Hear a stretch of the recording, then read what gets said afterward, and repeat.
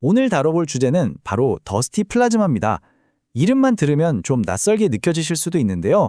사실 이 작은 먼지 입자들이 최첨단 기술의 성패를 좌우한다고 하면 어떨까요?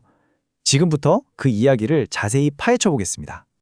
자, 이런 상상 한번 해볼까요? 정말 눈에 보일까 말까한 작은 먼지 티클 하나 때문에 수십억, 수백억 달러짜리 반도체 공장이 완전히 멈춰버리는 거예요? 이게 무슨 SF 영화 같은 소리냐고요? 아니요. 이건 바로 더스티 플라즈마의 세계에서는 현실에서 벌어지고 있는 일이랍니다.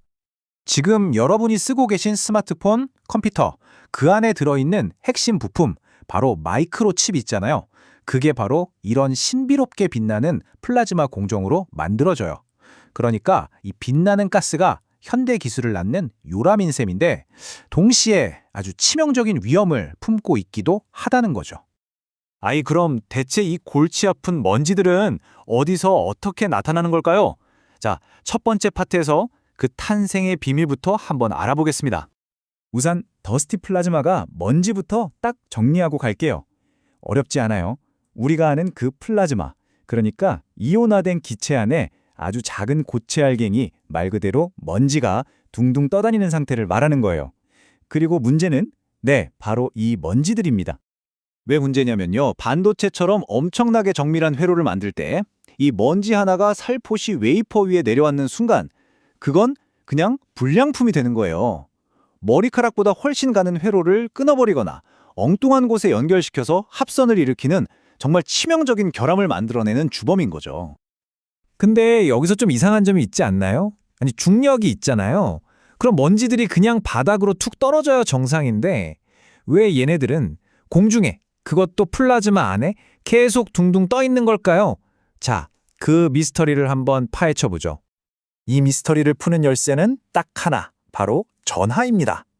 이 먼지 입자들이 어떻게 전기를 띠게 되는지 그걸 이해하는 게 핵심이에요. 자, 이 화면을 보시면 원리가 아주 쉽게 이해되실 거예요. 플라즈마 안에는 크게 두 종류의 입자가 있어요. 왼쪽의 전자는 아주 작고 뭐랄까 총알처럼 엄청나게 빨라요. 반면에 오른쪽의 이온은 덩치도 크고 훨씬 굼뜨죠. 자, 그럼 생각해 보세요. 어떤 먼지 알갱이가 하나 있는데 이 빠른 전자랑 느린 이온 중에 누가 더 많이 부딪힐까요? 당연히 빠른 전자가 압도적으로 많이 부딪히겠죠. 그래서 결과적으로 이 먼지 입자는 전자를 잔뜩 얻어서 강한 음전하를 띠게 되는 겁니다. 네, 바로 이겁니다. 이렇게 강한 음전하를 띠게 됐다는 사실. 이게 바로 먼지 입자들이 중력도 무시하고 플라즈마 안에 딱 갇혀버리는 모든 현상의 핵심 열쇠가 됩니다. 그럼 도대체 어떤 보이지 않는 힘들이 작용해서 이 음전하를 띤 먼지를 꼼짝 못하게 붙잡아 두는 걸까요? 그 힘들의 정체를 지금부터 하나씩 살펴보겠습니다.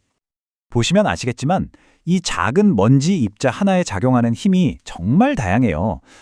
정전기력, 이온학력, 중력, 중성학력, 열영동력. 와, 정말 여러 힘들이 막 복잡하게 얽혀서 이 입자가 어디로 갈지 결정하는 거죠. 이 힘들의 관계를 보면 마치 줄다리기를 하는 것 같아요. 자, 화면을 보세요. 위로 미는 힘이 있죠. 이건 플라즈마 속 전기장이 음전하를 띤 먼지를 밀어내는 힘, 바로 정전기력이에요. 오지마! 하고 밀어내는 거죠. 반대로 아래로 당기는 힘도 있습니다. 양이온들이 흘러가면서 먼지를 끌고 가는 힘이랑 우리 모두가 아는 중력이 합쳐져서 아래로 잡아당겨요. 결국 어떻게 될까요? 위로 미는 힘과 아래로 당기는 힘이 팽팽하게 균형을 이루는 바로 그 지점. 거기에 이 먼지 입자가 꼼짝없이 갇혀버리는 겁니다. 자, 지금까지는 이 먼지를 아주 골치 아픈 문제아로만 봤잖아요. 근데 여기서 한번 관점을 180도 바꿔보는 거예요. 만약에 이 먼지를 우리가 원하는 대로 만들고 또 마음대로 조종할 수 있다면 어떻게 될까요? 먼지가 만들어지는 과정을 보면요, 크게 3단계로 볼 수 있어요. 첫 번째는 핵 생성 단계. 기체 분자들이 서로 반응해서 아주 작은 씨앗 같은 덩어리를 만들어요. 그리고 두 번째, 응집 단계에서는 이 작은 씨앗들이 막 서로 달라붙으면서 눈덩이처럼 순식간에 몸집을 불립니다. 마지막으로 부짝 성장 단계인데요. 이제 제법 커져서 전하를 띠게 된 입자들이 주변에 떠다니는 다른 물질 조각들을 자석처럼 끌어당기면서 천천히 그리고 꾸준히 성장하는 거죠. 과학자들은 이 모든 과정을 그냥 상상만 하는 게 아니에요. 레이저를 쏴서 실시간으로 이걸 다 지켜봅니다. 이 그래프 한번 보실까요? 시간이 흐르면서 갑자기 곡선이 확 치솟는 부분이 있죠? 바로 저 순간이 작은 입자들이 서로 뭉쳐서 순식간에 커지는 아까 말한 응집이 일어나는 순간을 포착한 거예요. 이런 데이터를 통해서 먼지가 어떻게 태어나고 자라는지를 정말 초단위까지 정밀하게 분석할 수 있게 된 거죠. 바로 이 지점에서 정말 혁신적인 생각이 탄생합니다. 이 먼지 생성 과정을 우리가 통제할 수 있다면, 그러니까 그냥 사고나 치는 오염물질이 아니라 아예 처음부터 우리가 원하는 특별한 기능을 가진 신소재 분말로 만들거나 이걸 이용해서 물건의 표면에 코팅하는 데 써먹을 수 있지 않을까 하는 거죠. 그렇다면 실제로 현장의 엔지니어들은 이 먼지 구름을 어떻게 다루고 있을까요? 자, 마지막 파트에서는 그 구체적인 제어 기술들을 한번 살펴보겠습니다. 먼지를 관리하는 전략은 크게 두 가지 방향으로 나뉩니다. 하나는 반도체 공장처럼 아예 없애버려야 하는 경우, 즉 제거고요.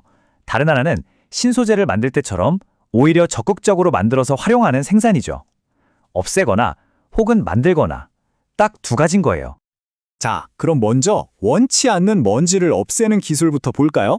아주 기발한 방법이 있는데 바로 전력 펄스라는 기술이에요. 이름은 좀 어려워 보이지만 그냥 플라즈마 전원을 껐다 켰다 반복하는 거예요. 원리는 정말 간단해요. 자, 전원이 ON일 때는 어땠죠? 먼지들이 전기장이라는 보이지 않는 감옥에 갇혀 있었죠? 그런데 이때 전원을 순간적으로 오프해버리면 이 감옥이 그냥 순식간에 사라지는 거예요. 그럼 감옥에 갇혀있던 먼지들은 어떻게 될까요? 자유를 찾아서 밖으로 흘러나가는 가스 흐름을 타고 유유히 빠져나가게 되는 거죠. 정말 똑똑한 방법이죠? 결국 더스티 플라즈마는 이렇게 야누스처럼 두 개의 얼굴을 가진 셈입니다. 한 얼굴은 마이크로칩 생산 라인을 멈추게 하는 성가신 오염 물질의 얼굴이고요. 다른 얼굴은 세상에 없던 새로운 물질을 만들어내는 혁신적인 구성 요소, 즉 도구의 얼굴인 거죠. 그래서 이제 인류의 도전 과제는 단순히 이 먼지를 없애는 데 그치지 않아요. 이걸 완벽하게 이해하고 자유자재로 다루는 것, 바로 마스터하는 단계로 나아가고 있습니다. 골칫덩어리 문제였던 이 먼지를 길들여서 우리는 과연 미래에 어떤 놀라운 것들을 만들어내게 될까요? 그 가능성은 정말 무한하다고 할 수 있겠습니다.